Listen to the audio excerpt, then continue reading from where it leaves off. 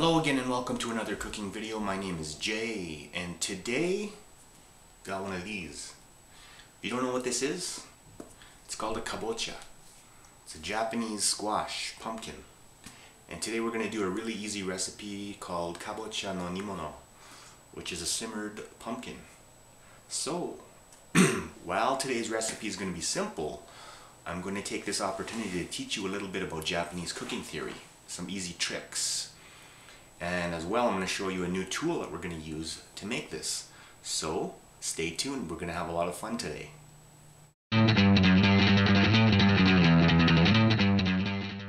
Okay, for this recipe, you're going to need 1 medium kabocha, 2 cups of dashi, 4 tablespoons of mirin, 3 teaspoons of sugar, 2 tablespoons of soy sauce, and half a teaspoon of salt. As you can see here, I got some blue agave nectar, and basically what that is it's an alternative to sugar should you not want to use sugar. The agave nectar is sweeter than sugar, so just make sure you adjust to your taste.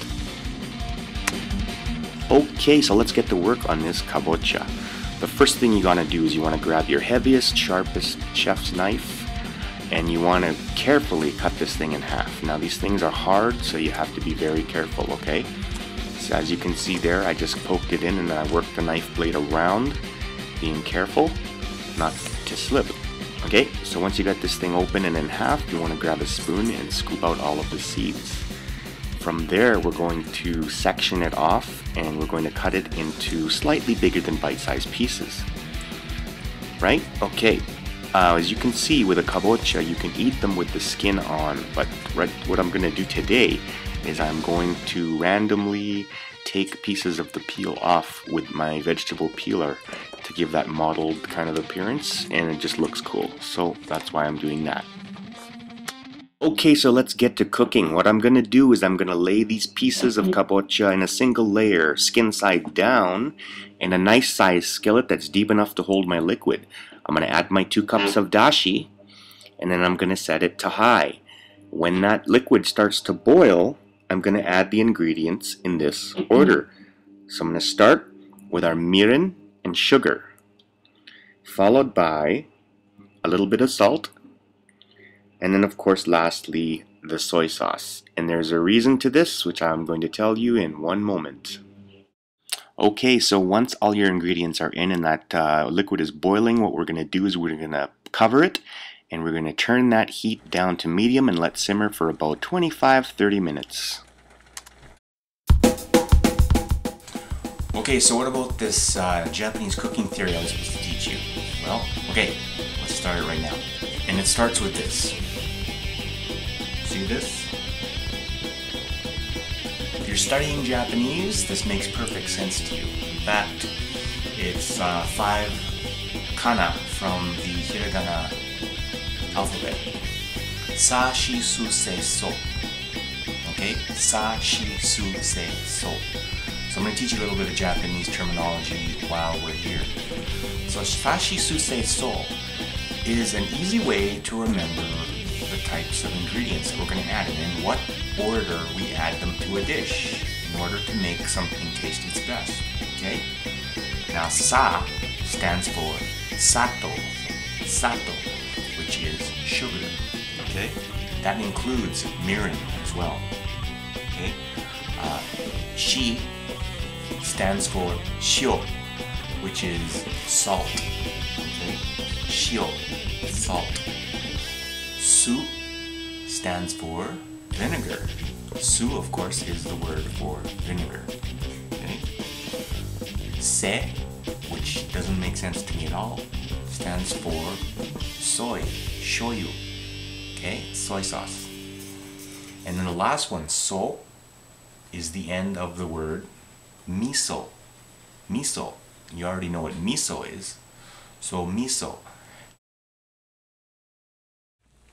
Okay, this piece of hardware that you're looking at right now is called otoshibuta, which is a drop lid. Now it sits directly in contact with the food right on top, and it does many things. One, it increases the heat inside the pot. So what's going to happen is the heat is going to generate and it's going to evaporate faster, which means you're going to caramelize the sugars and you're going to concentrate those flavors, which is perfect for the Nimono dish that we're making today. The other thing is that since it's in contact with the food, all the heat that's circulating inside is going towards the food at the top, which means you don't have to stir it around with a spoon and break it up. Okay, and the other thing is that since it is in direct contact with the food as well, it is holding it in place and it is avoiding things like big bubbles and things like that so that it's not going to boil over. So take that in mind. If you don't have one, you can fashion one yourself out of a piece of parchment paper or piece of aluminum foil. Works really good. Try it out. Itadakimasu.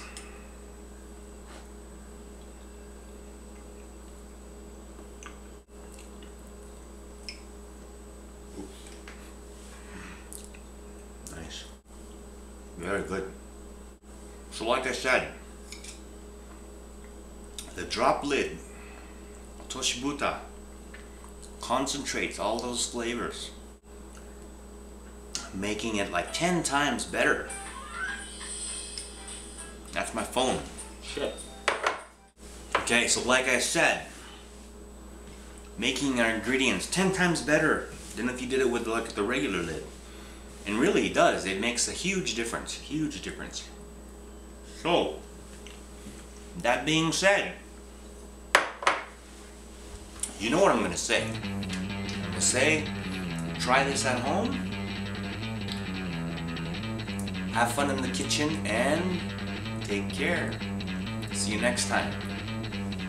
Okay, just a shout out to Tatsi in France who sent me these pictures and who's proving that she can cook the Aimless way with just a few simple ingredients that she can find in her neck of the woods.